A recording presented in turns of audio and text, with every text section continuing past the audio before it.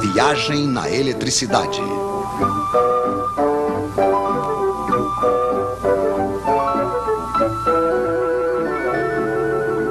Os Três Mosqueteiros. Agora sabemos o que é a eletricidade. Entre dois fios, liga-se um gerador. Dentro de um dos fios, temos elétrons demais. Dentro do outro, falta.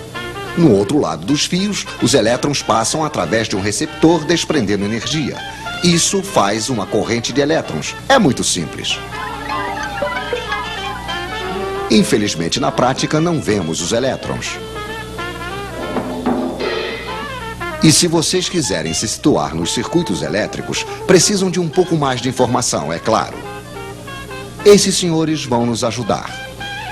O gerador cria entre os dois fios uma diferença de potencial ou tensão. Isso é medido em volts. Obrigado, Sr. Volta. O gerador pode ser uma pilha, uma bateria de carro ou simplesmente uma tomada. O receptor pode ser uma lâmpada, um ferro de passar, um radiador elétrico, enfim, uma quantidade de aparelhos mais ou menos potentes. A potência se mede em watts, em quilowatts.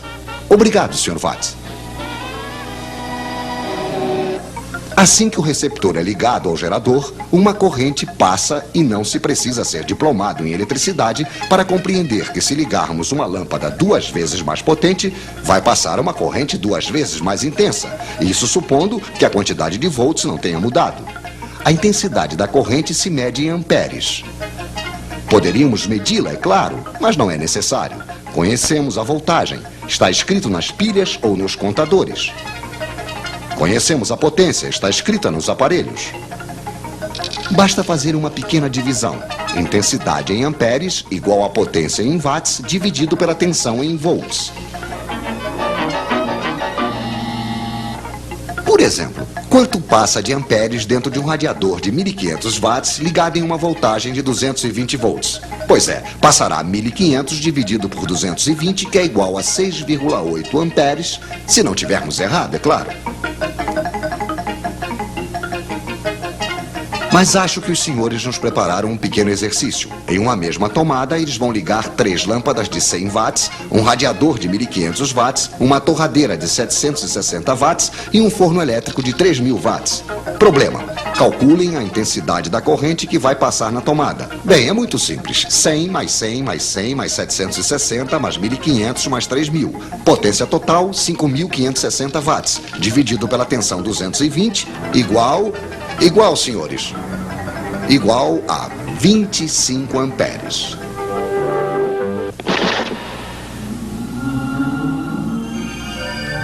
Pois é, não passou absolutamente nada. Ou antes, passou tantos amperes que os fios esquentaram, o isolante queimou, a corrente contentíssima, claro, passou diretamente e houve um curto-circuito. Os nossos senhores não conhecem o disjuntor. O nosso radiador esquenta por quê? Porque no interior, a corrente passa em um fio que tem uma certa resistência. Para a resistência dos receptores, precisamos de um quarto mosqueteiro, o ohm, que se escreve ômega. Obrigado, Sr. Ohm. Poderíamos medir esta resistência, mas também não precisamos, pois é calculada facilmente. Resistência em ohms igual a tensão em volts dividido pela intensidade em amperes. O seu radiador, que deixa passar uma corrente de 6,8 amperes, terá uma resistência de 32 ohms. Mas é realmente interessante saber disso? Sim, pois os fios que vão para o radiador também têm uma certa resistência.